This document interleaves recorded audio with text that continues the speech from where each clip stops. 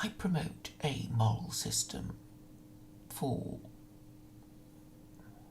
Western nations because I don't think that they can carry on in this way anymore. And this exchange I had with somebody on his Discord server, in whose Discord server I am in, reinforces this point. As a society, we can put up with a range of differences. We can agree to disagree up to a certain point, and there is a point beyond which it is possible to just agree to disagree, and we have reached this point quite a while back. But nobody seems to have noticed. So what is this about religion or moral systems that is so important? And I've been explaining for so long already that all groups need a moral system, that all clubs need rules, even gangs need purpose and identity. Even the worst of gangs. Can you imagine? Well, we're thinking of criminal gangs, we're thinking of protection rackets, prostitution rackets, or worse, child prostitution rackets. Even these bad groups, bandits, highwaymen, kidnappers, bank robbers, they need a purpose.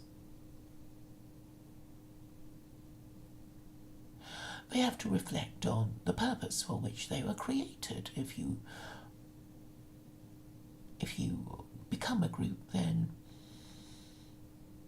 a group has to have a purpose. You can have friendship groups, of course, or secret societies, but then all these groups, in order to remain in existence, has to have a declared purpose that is bigger than the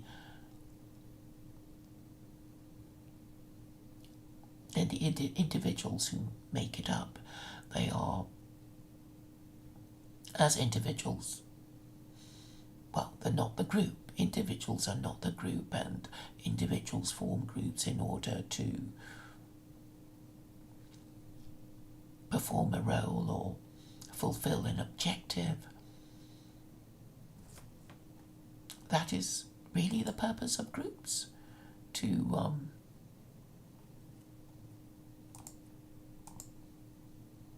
do something, to be something, if it's just a friendship group.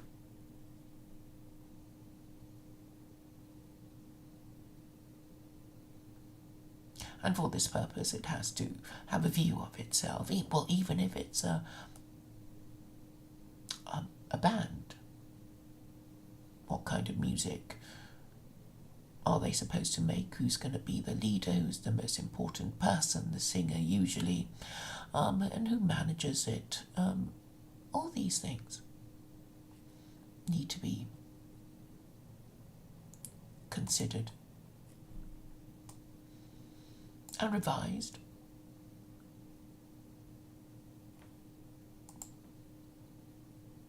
From time to time.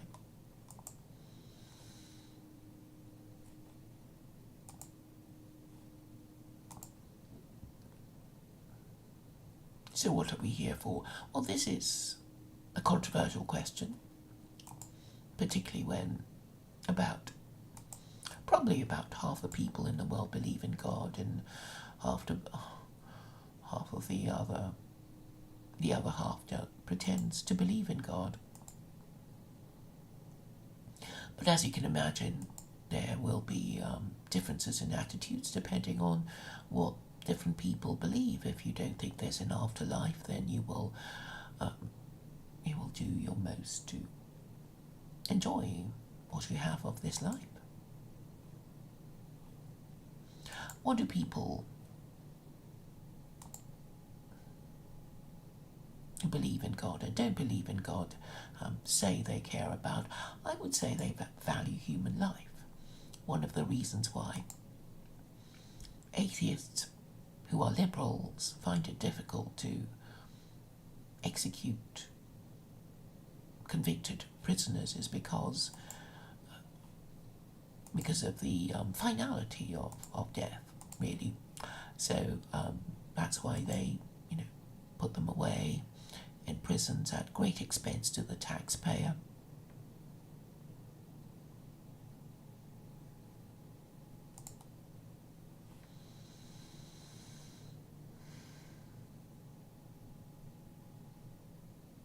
And all this is to do with perceptions of truth. And this person, whose Discord server I am in, has called me, he's put me in the category of truth-focused people. So there's one channel, and it's called Truth Focused. There's hashtag overview, and there's hashtag Claire.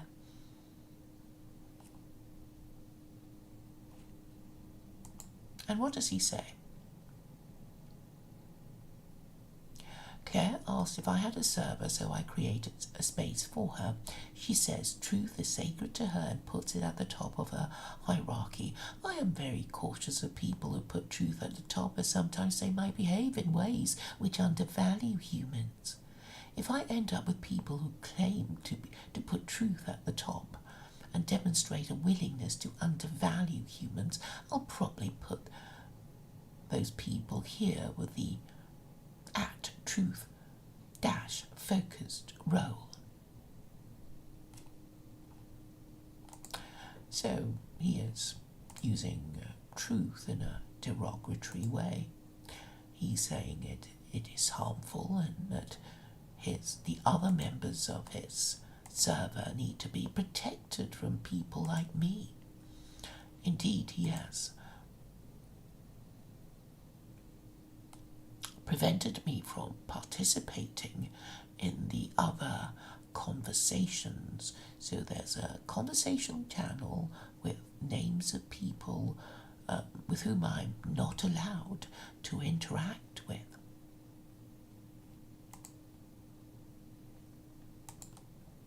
And he thinks he's doing the others a favour. He needs to protect the others from the truth that I tell. Obviously, I have asked him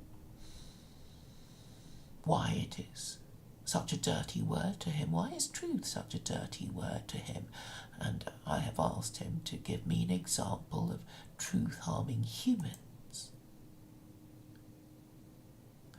How did we get to such a stage of degeneracy and cowardice, of people hiding from the truth?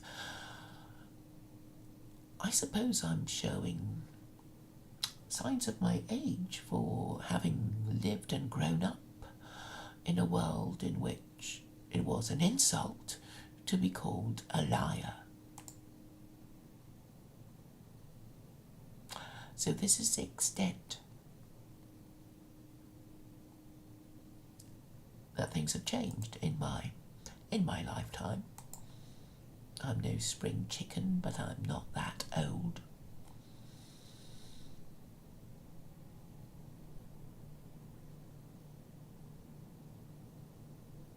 So back to the question of moral system.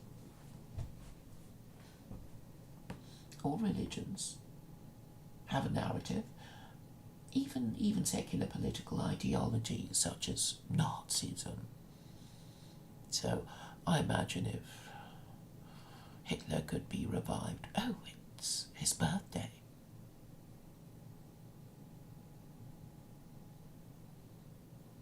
Anyway, if you could ask him what he thought he was doing, he would say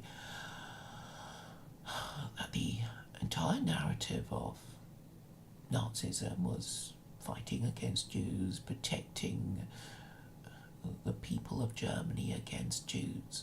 And whether it's true or not, the point is that this is the narrative of Nazism, and therefore they had to be removed from Germany, one way or the other. That is, if you're going to talk about Nazi values, that would be it. So I have defined how Nazis in Germany thought of themselves and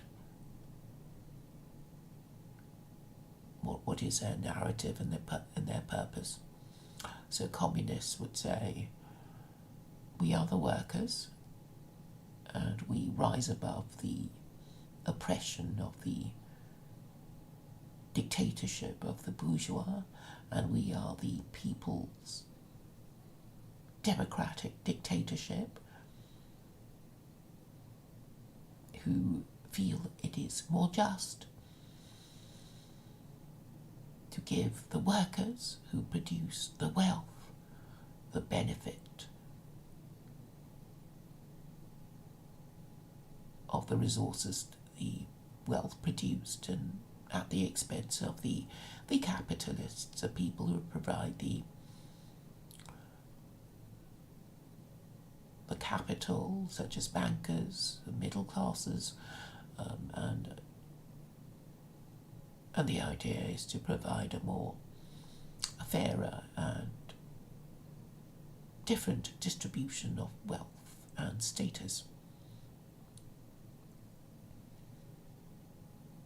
Fascism, I suppose, would be about prioritizing the nation and using the resources of the wealthy and the labour of the workers in the service of the nation. That is how I understand these ideologies work. Now, the other ones would be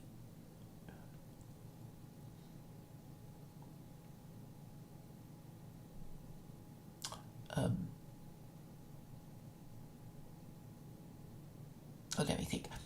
Okay, so we were talking about the capitalism, which is liberal, because liberalism and capitalism go hand in hand. They didn't start off with that intention, but it's just how things happened, because once upon a time in Europe it was not allowed to practice usury, and then John Calvin said it was okay, and mercantilism enriched Europeans who later rejected Christianity and the monarchy it supported. And so it became linked with capitalism, which produced the opposition of communism, which produced the syncretic idea of National Socialism, which was Hitler's way of using the good bits of communism in service of the German nation, or so he thought. And it's always useful to have an enemy for people to rally round in defence against, and he chose the Jews. The accusations were easily made, since the Jews had assimilated into German life and were active in all the professions and the trades and in academia, I believe. I think Jewish emancipation was a product of liberalism, and it started with Napoleon, who didn't believe in the nonsense of Christianity, and in fact even said the Shahada when he was in Egypt.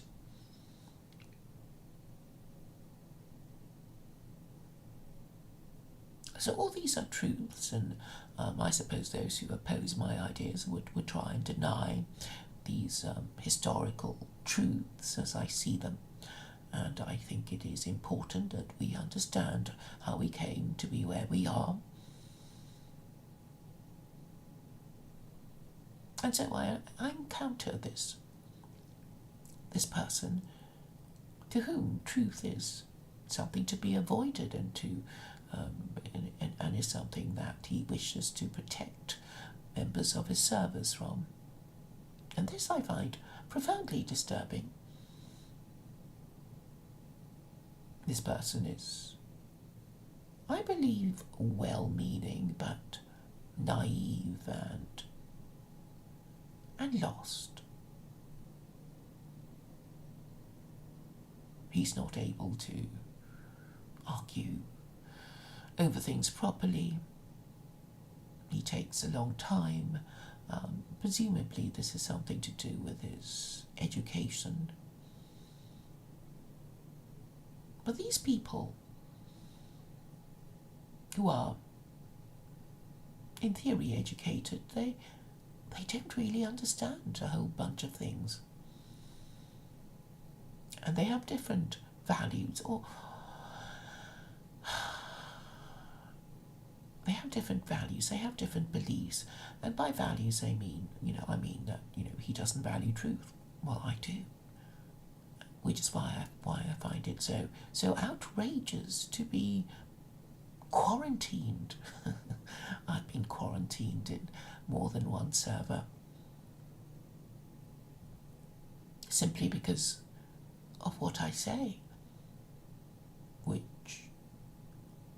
they find, I think they find it unarguable, and therefore they have to in some way diminish me by quarantining me and saying, I'm the sort of person I'm to be dealt with very carefully. You have to, wear gloves to handle me, or something like that.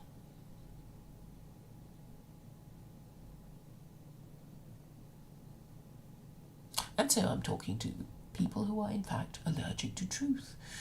And obviously this is something others should be mindful of, because it's very dangerous to make a point of ignoring truth and to treat it as something poisonous, something dangerous, when it is in fact the opposite. But I'll try to see things from their point of view. I suppose the truth is going to hurt feelings of so many people. It's going to hurt their pride. It's going to hurt. It's going to harm their objectives of, denying truth.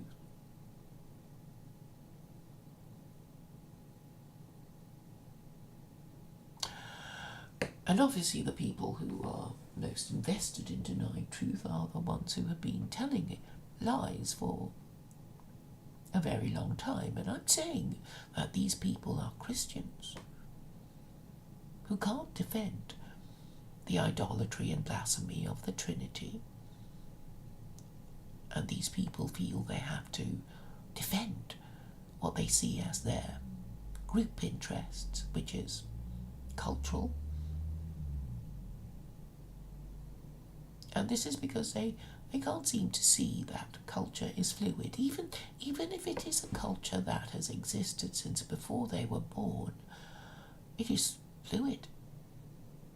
We can live in all kinds of cultures, good or bad, but it is only a product of the moral system that we have been living under. And so it is important to know what moral system we live under. And I'm saying Americans do not have a moral system, and they have no rules, which means Congress, the legislature, who make the laws of America, control the rules. Congress can pass and repeal any law. There is the Supreme Court of America, but then it doesn't really work as a way of deciding which laws are constitutional or unconstitutional, because America doesn't have an official religion. And when you don't have an official religion, you you have no common beliefs or values that the nation, at least officially and formally, can say this is our moral system, and even if you're a dissident, you can at least say, well, this is the official moral system. I dissent from it. I am a dissident. I don't agree, but yes, on paper, we are officially, whatever, a Christian country, a communist country, but I don't agree personally. That would be more constructive than not being able to say what your moral system is, which is the problem with America. And very sadly, they don't seem to be able to discuss this. I don't quite know who to take this to anymore. But this is something I'll have more of a think about.